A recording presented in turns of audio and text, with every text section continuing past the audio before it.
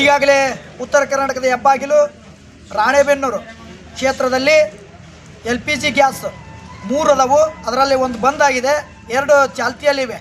ಇದು 2 ಏನಿದೆವೋ ಈ ಬಂಕ್ ಮಾಲೀಕರು ಹೊಂದಾಣಿಕೆಯಿಂದ ಇವತ್ತು ಬಡವರ ರಕ್ತವನ್ನು ಇರ್ತಾ ಇದ್ದಾರೆ, ವೆರಿಫಿಕೇಷನ್ ಮಾಡ್ತಾರೆ. ಅಂದರೆ ಏನು ಇವತ್ತು ಇಲ್ಲಿ ಬಂಕಿನಲ್ಲಿ ಗ್ಯಾಸ್ ಇದ್ದರೂ ಕೂಡ ಇಲ್ಲ ಅಂತ ಅಭಾವ ಸೃಷ್ಟಿ ಮಾಡಿ ಇವತ್ತು ಹೆಚ್ಚಿನ ದರದಲ್ಲಿ ಸುಲಿಗೆ ಮಾಡ್ತಾ ಇದ್ದಾರೆ.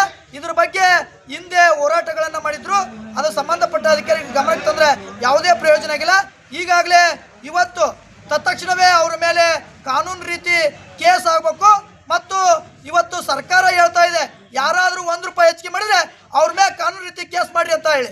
ಇವತ್ತು ಅಧಿಕಾರಿಗಳು ಕೇಸ್ ಮಾಡೋಕ್ಕೆ ರೆಡಿ ಇಲ್ಲ. ಕೂಡಲೇ ಅಧಿಕಾರಿಗಳು ಸಂಬಂಧಪಟ್ಟ ಮಾಲೀಕರ ಮೇಲೆ ಏನು ಬಡವರ ರಕ್ತ ಇರ್ತಾ ಇದಾರೆ ಹೆಚ್ಚಿಗೆ ಹಣವನ್ನು ವಸೂಲಿ ಮಾಡ್ತಾ ಇದಾರೆ.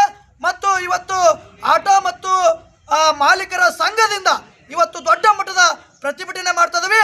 ಕೂಡಲೇ ಇದು ಉಗ್ರ ಸ್ವರೂಪ ಪಡೆಯೋದ್ರೊಳಗೆ ತಾವುಗಳು ಕಾನೂನು ರೀತಿ ಕ್ರಮ